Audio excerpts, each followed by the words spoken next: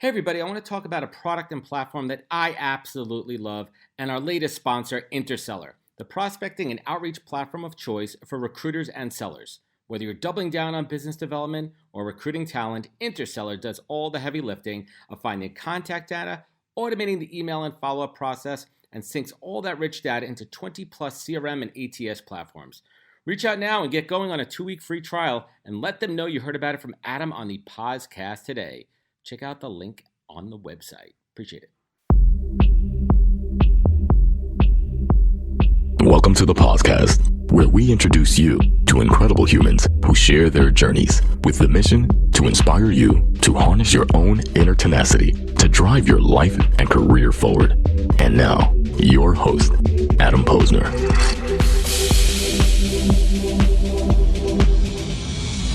Hey everybody, welcome back to the podcast, where I bring in the best and the brightest from the world of business, marketing, and personal growth to help you harness your inner tenacity and drive your career forward. Today's guest on the podcast is the host of PassionStruck Podcast, a combat veteran, multi-industry CEO and author, John R. You like saying the R? Miles. And John served as a naval officer for 11 years before heading out into the corporate world and serving as a Fortune 50 CIO and CISO. And he's worked with companies like Lowe's, a little computer company called Dell, and popular startups like ID.me and more to aid their cybersecurity and tech initiatives. And we'll get into that in a little bit. He is also a world-class high-performance coach, helping many clients transition into the C-suite.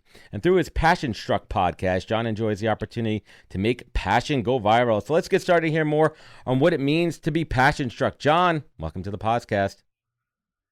Adam, thank you so much. And I just have to say, I'm a huge fan of the podcast and just feel very honored to be here on your show. So you're doing a great job and love to catch it when I can.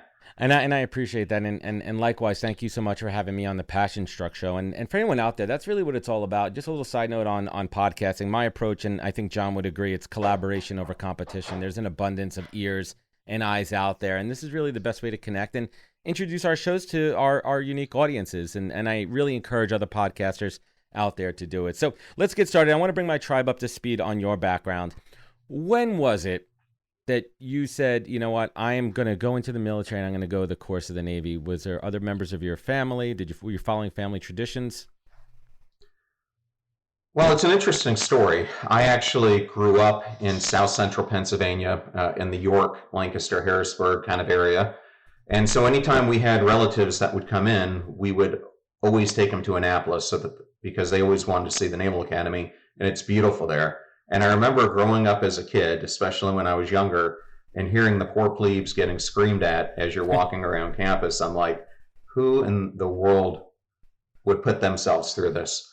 But as I got older and I was looking at college options, I was destined to go to University of Michigan. My parents had gone there, my grandparents, my aunt, everyone. And I was kind of raised that it's the only university.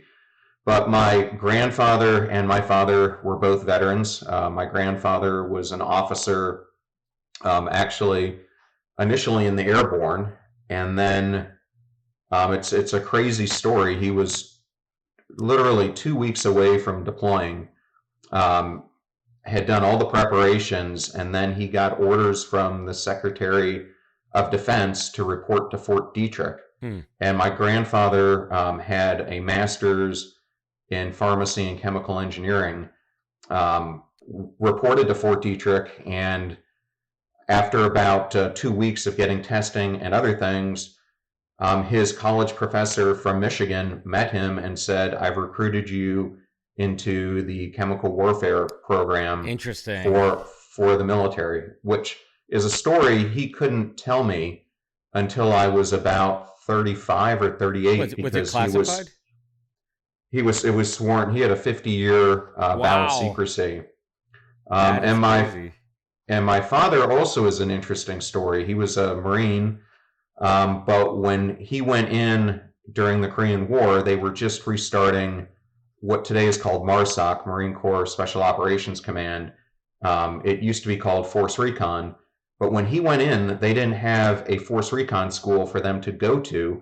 So they actually sent him to SEAL school. So he went He's underwater demolition, UDT That's crazy. class of 16.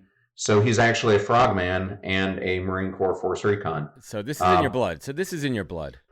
So it was in my blood, but interestingly enough, both of them were discouraging me from going, or they said, if you're going to do it, you really have to want to do it. So it just came down to, I just felt like I had a calling.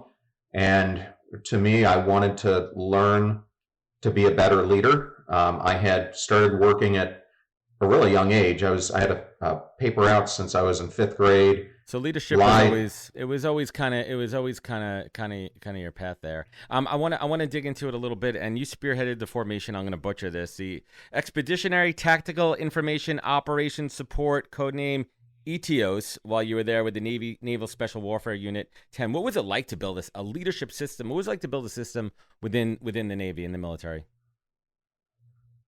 Well, in most cases, it was very difficult, and this opportunity came to me kind of out of nowhere. I had wanted to service select special warfare when I was at the Naval Academy, and unfortunately, I played for the rugby team and for our club hockey team, and had a number of concussions, and it caused me to have symptoms of vertigo and hypovestibular dysfunction.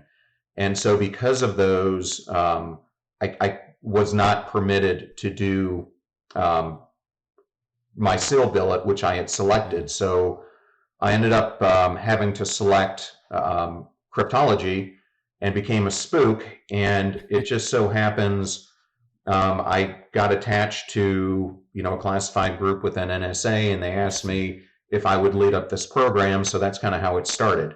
Now, it became easier for me because the place that I was sent to was Naval Special Warfare Unit 10 in Rota, Spain, and it was a smaller command, so it wasn't as if we were with a full SEAL team.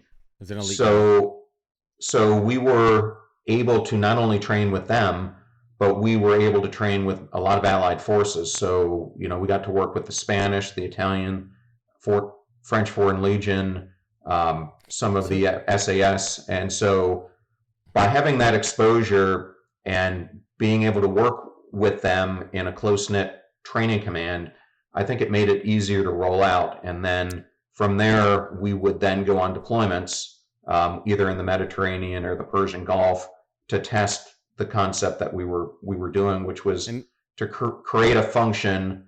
Because at that time, these SEAL teams really had very poor intelligence, and especially on-scene intelligence. So that's much different than today. I mean light years, completely light years ahead from a technology and an information standpoint. So that's interesting. So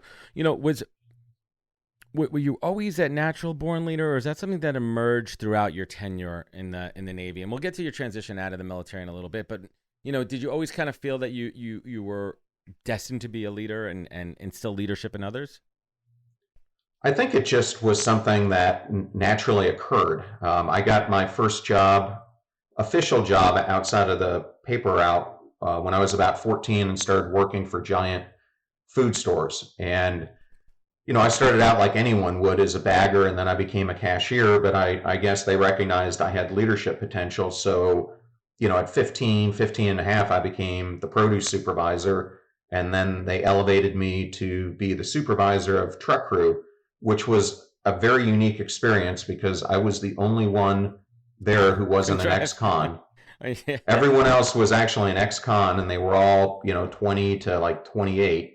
So having a 16-year-old kid, take over that, really gave me exposure to, you have to lead people completely different ways. And so I think it was just something that came natural to me. But I think people can definitely learn leadership as well. But for some of us, it's just a more natural calling. Yeah, I think that's totally fair. So let's talk about your transition out of the military. Was there ever a thought that you were going to be, in it for life, or you always had an exit plan? No, I think I went into it like all of us probably go into it when you go to the Naval Academy, is that, you know, you're going to the Naval Academy because they're training you to be a professional officer. Mm-hmm. And so my last tour of command was on Joint Interagency Task Force. It used to be called East. It's now called South. And that is the Counter Drug Task Force for the United States. It was an incredible command. Actually, the Department of Homeland Security. And what year was that, just to give reference to everybody? That was like 96 through 98. Yeah. Ish time frame. But Big years later, mm-hmm. I actually met Secretary Tom Ridge, who told me that he was the first head of the Department of Homeland Security. He told me he actually modeled it after our command because we were the only joint command at that point that had ever been able to fuse diverse information and work in a cooperative manner. And on that command, we had all the different services, FBI, CIA, DEA, NSA, and I was running the NSA contingent, the executive officer for it. But we had forces deployed throughout the Mediterranean, the Far East, and then we had people on the command from Colombia, Mexico, Ecuador, Denmark, et cetera. What's the secret sauce to pulling all these disparate groups together? I mean, we're not just talking about different groups within the United States government's agencies. We're talking about international, and you're dealing with politics. You're dealing with some, I am sure in the drug trade, some shady shit going on, right? Like, how did you manage this? How did you bring everyone together? Well, it all comes down to who gets credit. And so that was the biggest issue we had to figure out, because DEA didn't want to send information if FBI was going to get credit for the interdiction. So we had to figure out the way to give the proper credit for the person who was responsible for bringing the information. It was a little bit different depending on which foreign country it was, because some of them we give more access to information, others we'd keep more at an arm's length distance. But I just saw complete cooperation from everyone, and if we had to target, there was kind of mutual agreement we were all going to pursue it. And all of us achieving success was better than one group potentially achieving success. But through that experience, I was encouraged at that point to leave the military, and I applied for the CIA, the NSA, FBI, and DEA, got appointments to each one, and ended up service selecting the FBI to become a special agent. And I thought that was going to be the career. I mean, that was the reason I left the military. And I get out of the military. I'm supposed to report to Quantico 2 weeks later. A week before I'm supposed to report, I get a call from my detailer. And imagine, I've been doing testing now for a year for all of these different things, polygraphs, physical exams. Can't even imagine. And then it's rigorous, he calls to say me the up. least.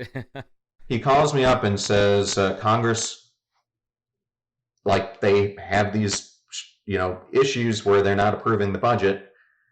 And I got caught up in that, and they recycled my class. And I will never forget what he told me, which is, your class could get recycled 6 months from now or 3 years from now, but you got to go find a job in the interim. And I'm like, well, what do I tell the employer? He goes, well, don't tell them you're going to the FBI.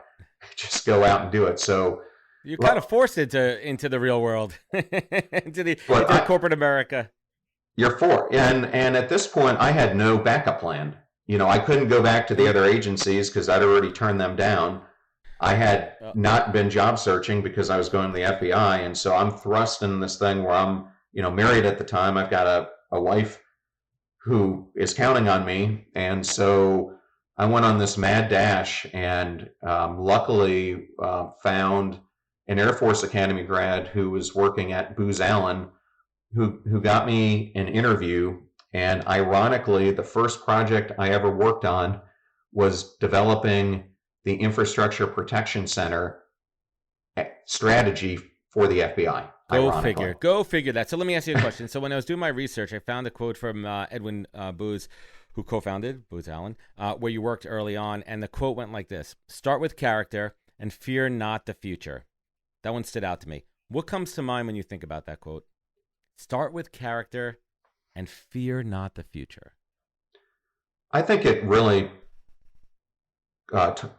speaks to Booz Allen's philosophy. And I have to tell you, it was one of the best companies I've ever worked for. I know they've gone through a tremendous amount of change now that the commercial division has been split out. But, it was a company that was very much about the character and the core values of the people who were there. And, the processes that they put in place for, their red team approach of, we had different teams as we would bid, especially on public sector work, and the scrutiny and how you presented yourself and the fact that we were going to do it above board all the time, really enamored me with the firm.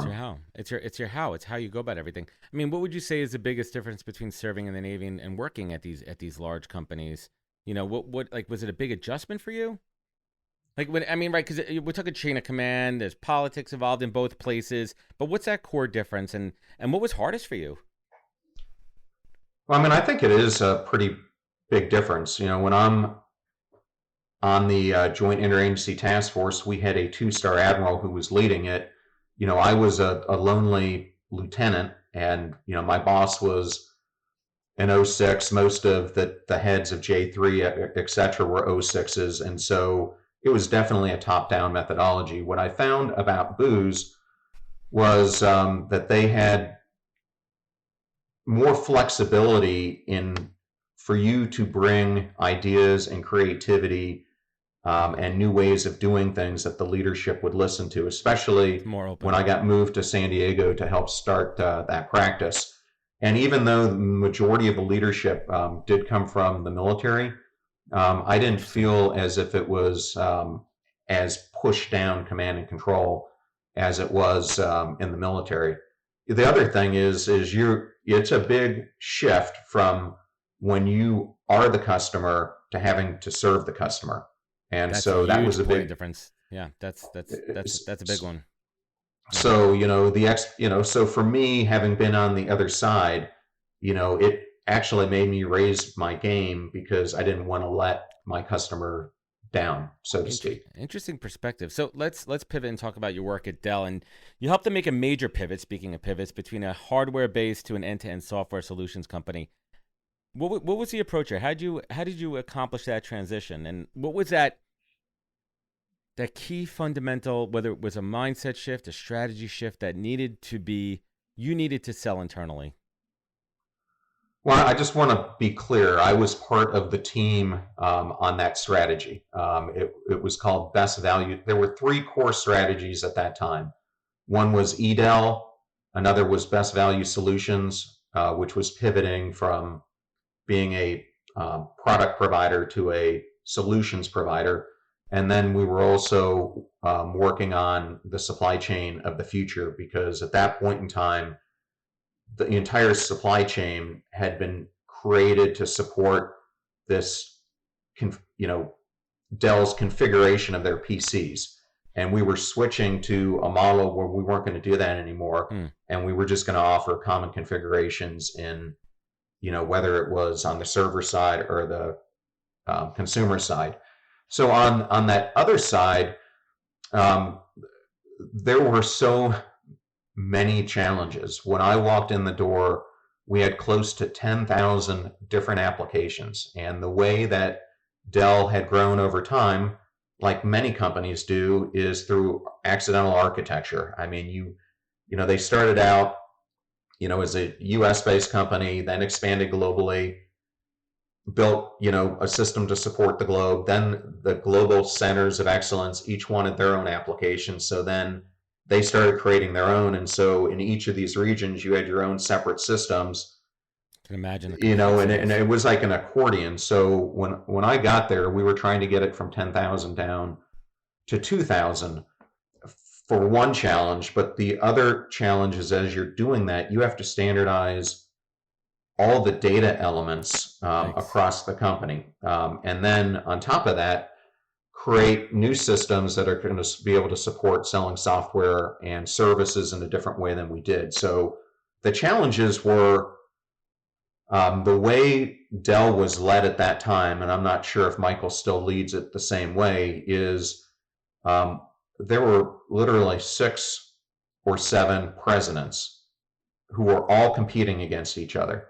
So the most difficult thing for me was you had these 6 or 7 presidents who at that time had in many ways their own systems supporting their divisions, who didn't want to change it.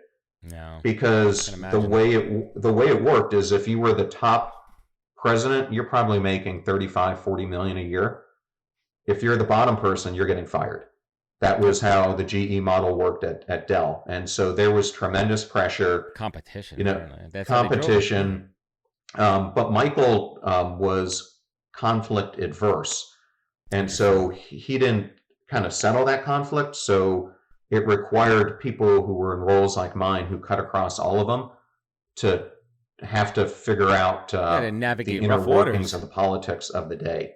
Yeah, but you were so I think that. for me, looking back, it was a time in my career where I was truly naive about the situation that I was walking into and how political it was. I mean, I imagined it was going to be political. I imagined there was going to be fight back against what we were trying to accomplish, but never in the realm of enormity as what it turned out to be. Was that what pushed you out of Dell to Lowe's?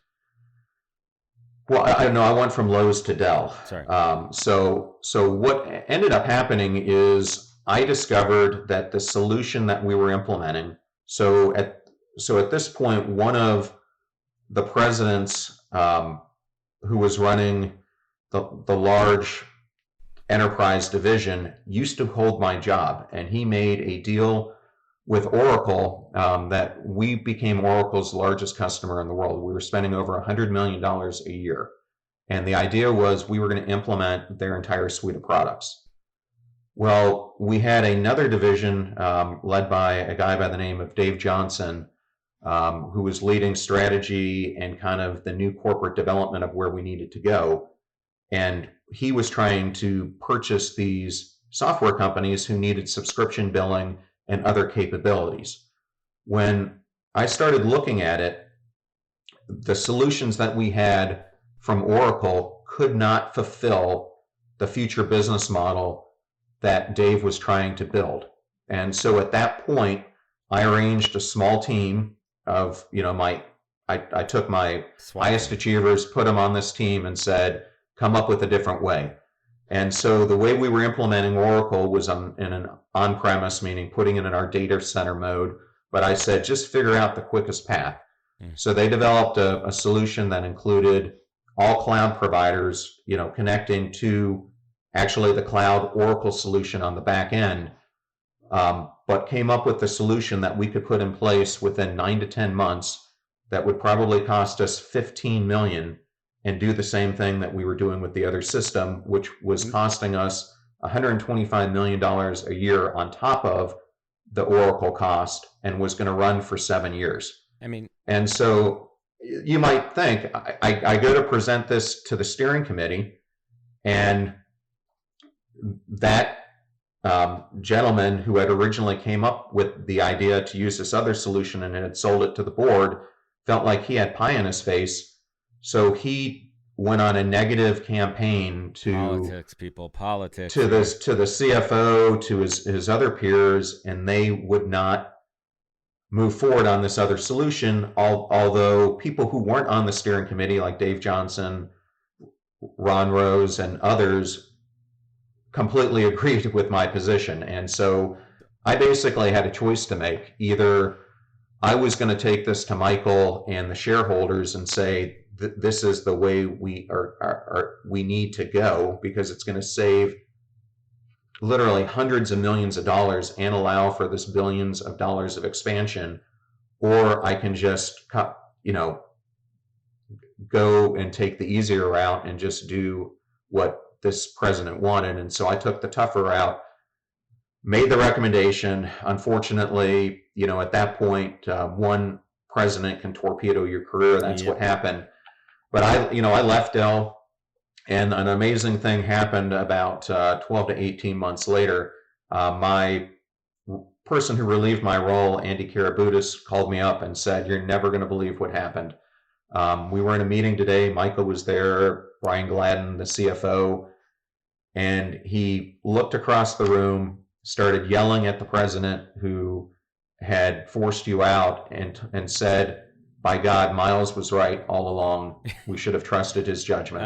Look at that hindsight. but at that point, and I'm sure you've been in the same place, that the damage has already been done. Yeah, it's already the ship has sailed there. Hey everybody, first I'd like to thank you all for spending time with me and my guest on the podcast. This show is my canvas to showcase amazing people from the world of recruiting, entrepreneurship, and leadership, and unpack their career journeys for everyone to learn from. But this show is also a business generator for me, as well as creating thought leadership and endless amazing content. And I've taken what I've learned in the past 3 years and over 200 recorded and 100 live shows and distilled it down into a digital playbook that I call the Pause Course. Now you could learn how I build, manage, and produce the podcast and use it to drive real business development and relationships. Today I'm sharing all of my secrets behind the podcast, and you can get it all at thepausecourse.com.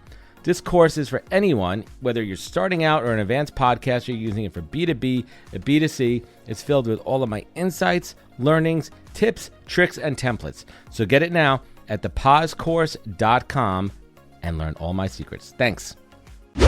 So I want to pivot, John, and I want to talk about some personal stuff here. And you talk about it, publicly of personal, unhappiness. Where did that come from at the time?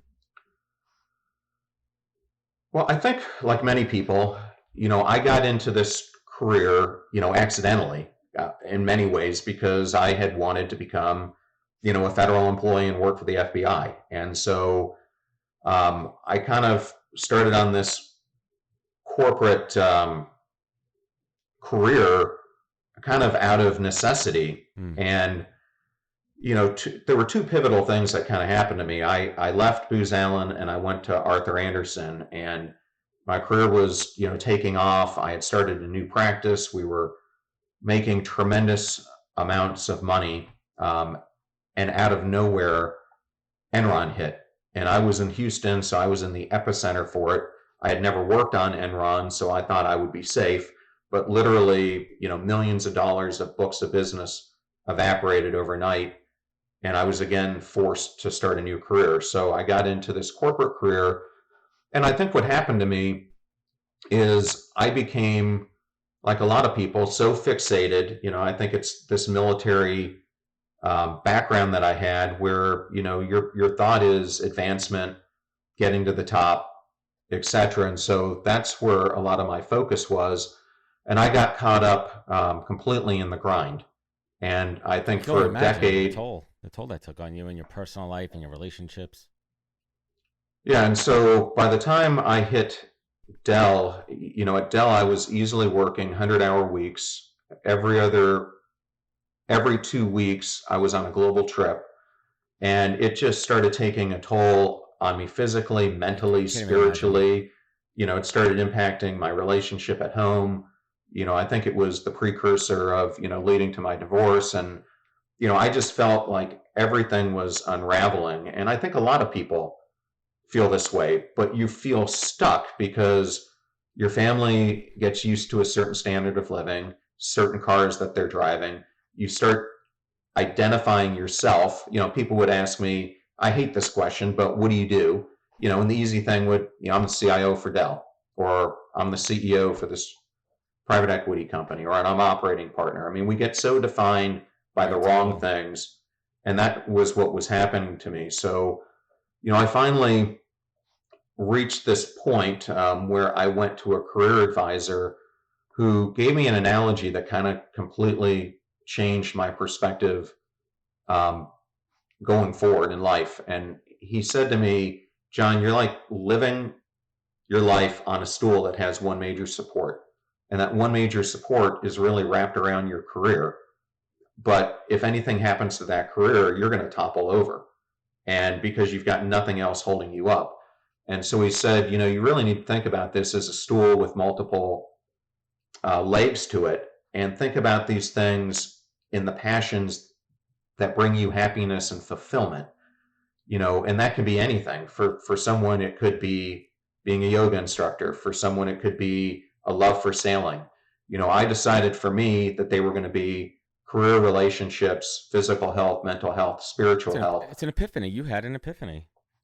Yeah, and I was like, you've got to start leading your life in a more balanced way, because you're completely burning yourself out and you're going to send yourself to a cardiac arrest or something else. And so, I would say I had that epiphany about 7 years ago.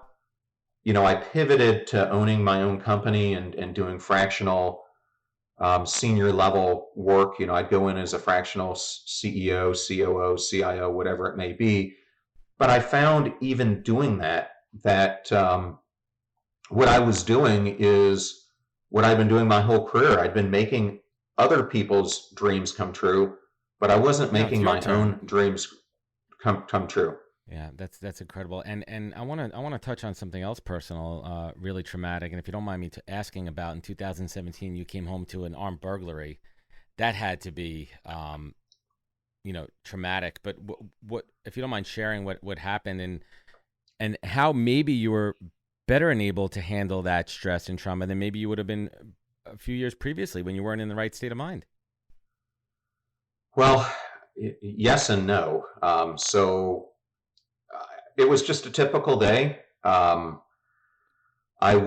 dropped my daughter off at school, thank God. It was a school day, and then did what I normally do, went to the gym early in the morning after dropping her off. And I was supposed to take an Orange Theory class that morning, and they had an electrical fire in their fuse box for their air handler. And so they all had to evacuate. And so I ended up going home. And I think what happened is that I had been profiled. You walked in. In fact, I know it at this point, and they thought I was going to be gone because it was my regular schedule. And I walked in the house, and I was renting it at this point in time. I had recently gone through a divorce. And as I walked in, I saw this strange pair of workman boots on the floor leading upstairs. And my first inclination wasn't that, there was an intruder in the house. It was that, the rental company had sent someone to do work because I had some toilet issues. Right. They had never. You weren't even thinking of anything could be wrong. You just they had never sent. Yeah, they had always called before. Why would they take their shoes off? Right, that's a weird, and maybe just to. Yeah, I still don't know. I still don't know to this day why they would take the shoes off. So I ended up walking up the stairs, and I'm saying, "Hey, is someone here? Is this the, Dean and DeWitt employee?" Yeah. And I'm not hearing anything. I thought, okay, they've got headset on. They're just not hearing me. And so I wrap around the corner of the stairs, and there is a large gentleman there pointing a gun at me, which turned out to be my handgun. Oh, man. And then you've got an instant to react. So, we are trained, in the military, not to look at the person's face, but to look at the firearm. And so I immediately kind of did a duck and roll, went flying down the stairs. Wow. I remember just crashing into the wall in front of me, bumped my shoulder going out, tripped on the wet concrete going out, screwed up my Achilles. And luckily, I got out. And, the crazy thing was, at that point, I had no idea, how did this person get in? I went out the back door, they ended up going out the front door, and the police come, and we're sitting in my foyer, and one of the police officers starts laughing, and I'm like, this isn't funny. What's so funny? He goes, "Come out here and look." And in my door was a key to my house that on it had my alarm code, my gate code, and my alarm passcode. How'd he get it? So it turns out that the person who committed this crime was the head of repairs for the rental company. Inside job. And so the rental company, this really bothered me because the person who headed the rental company knew I was a Naval Academy grad, and part of what got stolen was my Naval Academy ring, and said, I will do everything to cooperate because my grandfather was a Naval Academy grad. Messed up. That's messed up. Well, instead of cooperating, the police found out he actually warned this employee, who then disappeared for 3-4 months. And, as fate would have it, he burglarized a number of boats, and in one of the local harborages months later, they went to his house and found my items in his bedroom. So you got everything back? No. Not everything. Did you get everything back? Nope. I had about $100,000 worth of items stolen, and I got back one watch, 2 watches, and one other really. But, he had my passport, he had my dive card, he had grandmother's wedding ring, he had my grandfather's, ring that he gave me, cufflinks, a watch he was given by Kraft for 40 years of service, things that you just can't replace. Jeez. I had thousands of dollars in cash, but he knew exactly where to go, because it turns out a week before that, he was in the house doing another repair and scoped it out. That is terrible. I mean, so the interesting thing is, I have undergone my fair share of trauma. I think a lot of people do, but I had at that point kind of been able to deal with some of the military trauma, some physical assault trauma I had in my past. And, at first I thought I was okay, but over the ensuing weeks and months, things just started unraveling, and I found I wasn't sleeping. I didn't want to be in my bedroom where the perpetrator had been. I was having flashbacks. And so it really forced me over time.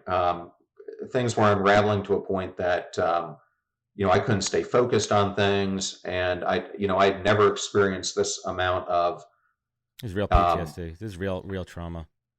And so, I have now gone through cognitive processing therapy, prolonged exposure therapy, and I'm getting ready to do some things around post-traumatic growth through the Boulder Crest Foundation. But, it's really taking me a good 18 months of work to kind of get back to, the mindset of where I was kind of before.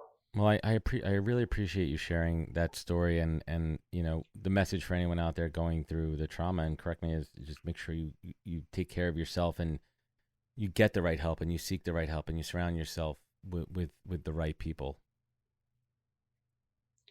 Yeah, I mean, the biggest thing I would say is don't do what I tried to do, which is just to suppress it and think it's just going to go away, because it isn't. These stuck points are real. And until you start dealing with them, and it doesn't have to be trauma, it could be any stuck point in your life. I mean, that's why we don't make the changes that we need to make in life, is because we have these stuck points where we choose to stay in complacency in our situation instead of dealing with the hard work that it's going to take to get out of it. But I can tell you the other side of it is night and day compared to the depression, the numbness, and everything else that you're feeling. I appreciate you really being vulnerable and sharing that with our audience here. So let's switch gears, and I want to talk about the podcast. I want to talk about the coaching, and you've coached tons of high profile people in the C-suite. Give us a glimpse of your coaching approach and mindset, and maybe a couple of the real big pieces that you work with these senior leaders on. So everyone has a different starting point because we're all different. And so I think the first thing that you really need to understand is where on the continuum is this person. And I help clients both, how do you establish a PassionStruck culture in a company? How do you get employees engaged? So I will work with a leader in that way, or I will work with someone on an individual basis. If it's an individual basis, in my upcoming book, I have a chapter I've written called the 5 transition points on the PassionStruck journey. And it starts with the concept of being a subsister, meaning you're subsisting in life. You're in this status quo. You're in this repeat, pattern. Yeah, a lot of people at this stage are feeling hopeless. They're feeling like they can't get out of their own way. They feel paralyzed. They feel numb. On the complete other spectrum is a person that I call who is a creative amplifier. And a creative amplifier is the complete opposite in every single way. When you're in this subsisting mode, you're self-centric, you're egotistical. When you're in this creative amplifier mode, you're resilient, you're world-centric, you're focused on decisions that you're making for the benefit of society as a whole. And you're really focused on, how do you make your life into a legacy and live regret-free? And at this point, you're performing, at a much higher caliber. You're trying to achieve and want to achieve peak performance in everything that you're doing. So I try to find, along these 5 transition points, where is the person at initially, and then that starts allowing me to understand what are the things that we need to do. But almost always it starts with the first step on the PassionStruck framework, which is to become a mission angler. And there are really 2 steps to that. One is they have to understand and admit to the reality of the situation. Well, it's self-awareness. That's the first step in any type of change, is recognition, and be able to look in the mirror and say, I need to change, and I need to be open and be able to listen and want to change, right? Yeah. Well, and then the next step is you got to figure out, and I call it mission angler, because what is that mission for life that you want to have? But until you allow yourself to be open that you're not where you want to be, it's difficult to figure out where you want to go. But, after that, then the next thing you've got to do is become a fear confronter and start dealing with the biggest enemy, which is yourself, and get out of your own way, start ruling over your weaknesses and start making incremental change. And, the way most people typically have to do it is they become this concept of what I call a mosquito auditor, and they've got to get out the toxic people, toxic situations, toxic actions that they're taking, and then, change their perspective and start taking, positive actions Love it. along the continuum. So that's kind of the path I take. That's good stuff. So let's talk about the podcast, the PassionStruck Podcast. Who is it for, and what's your goal with the show? What do you want to accomplish with it? So the audience, it has been in that 25 to 44 range is where the majority of the audience is. Right now, it's about 68% male, 32% female. In that demographic, I would say that the YouTube channel I have swings a little bit to the younger age, and the podcast is kind of the median to upper age of that range. But I'm really going after, I want to start a worldwide movement to help people regain their passion and unlock a no regrets life. And so what I'm trying to do with the podcast is to bring on high achievers, and some of these are A-listers, but the vast majority are common people like myself. And me. And you, and who have, because I find when I'm listening to these podcasts, and I think it's great to listen to a mutual friend of ours, Jordan Harbinger, or Impact Theory, School of Greatness, Jay Shetty on Purpose. But oftentimes I think some of the guests they have on those shows, people have a hard time relating to, because it's like, how do I go from me to becoming Michael Dell? Right. And so I've tried to strike a balance between bringing on real people on the show who have changed their lives. And what I try to do is give the listeners the tools through these interviews of the changes that these people made. And after a while, you see these repeat patterns keep coming back. And then I also offer, so that's Tuesday. And then on Friday, I try to do a solo episode. I do it about 90% of the time. If not, I throw in another interview. But on those, I call them Momentum Fridays. Nice. And it started off with me picking topics. But now I would say, 80% of the time it's a topic that a listener is DMing me about on Instagram or reaching out on LinkedIn or whatever. And so now I'm really trying to answer more and more questions from the audience, which is where I hoped it would always go. And Harbinger does a great job of that. He has the Friday episodes. He does a really good job on that, and someone we both admire. And I sense a lot of similarities in kind of the mission of our shows. I love having big guests, but I find some of the other guests that are lesser known have just such incredible stories and wisdom, and they're more relatable here. So let's bring it home here. Let's bring it home, John. What is the single greatest piece of advice you've ever received that you take action on every single day? I have a personal motto that it's better to blaze the trail than to be blazed by the trail.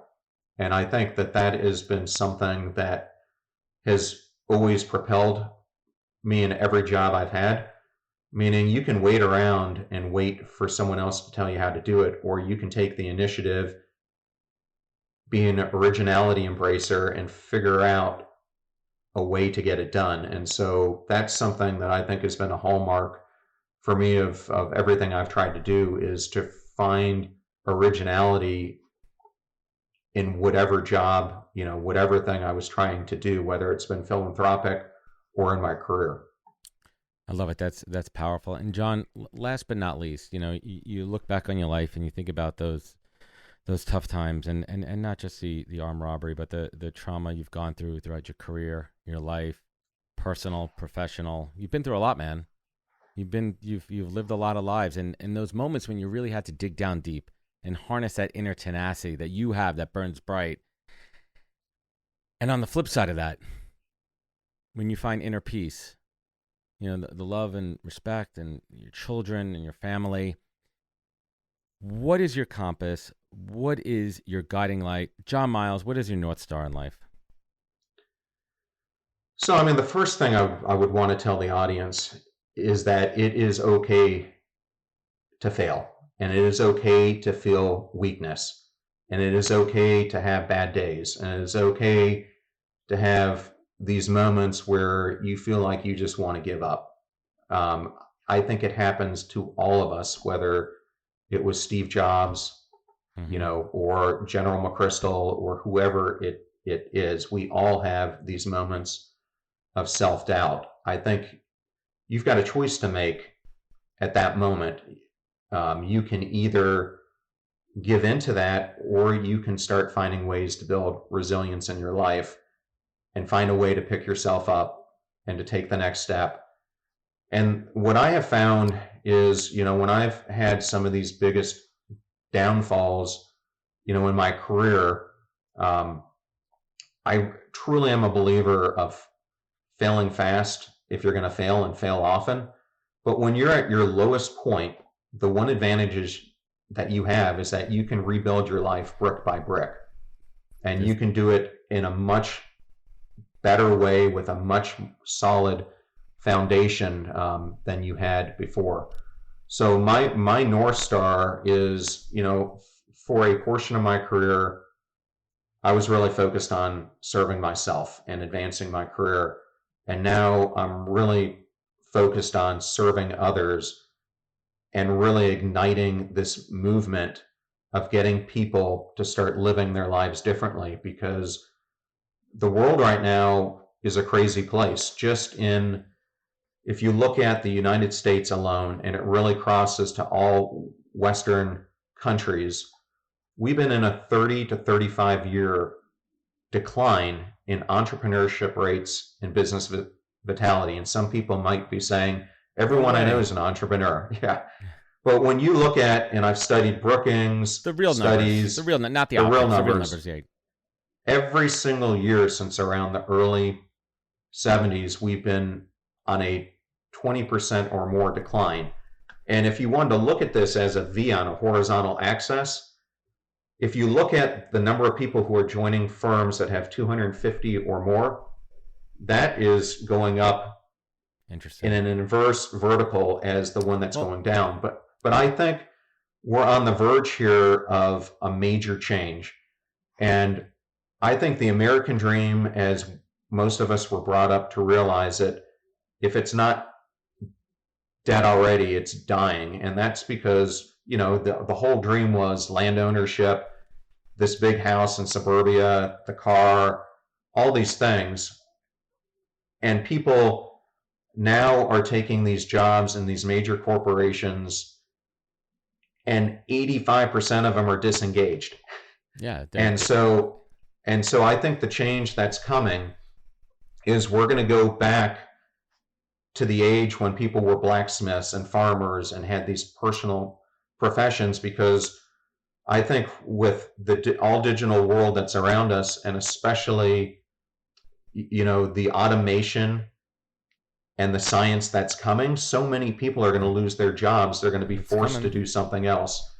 And so what I am trying to do is build a company to lay the framework that I can start providing the content and education to help this next generation of solopreneurs have an opportunity to do this, not crawling, but walking and running and sprinting to this new opportunity that's in front of us. So that is really the North Star and where I'm trying to take things. I love it. John, I want to thank you so much for joining us today. I want everyone to check out the PassionStruck Podcast. It can be found on all the major platforms. And where else could people find you? Where could they connect with you? Where could they learn more?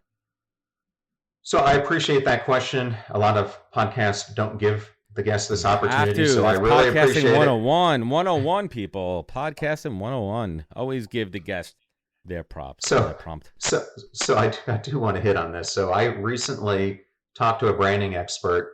The reason I use John R. Miles, which is, you can find me on my website at johnrmiles.com, is because there was a famous musician named John Miles, and it is impossible to rank against that person.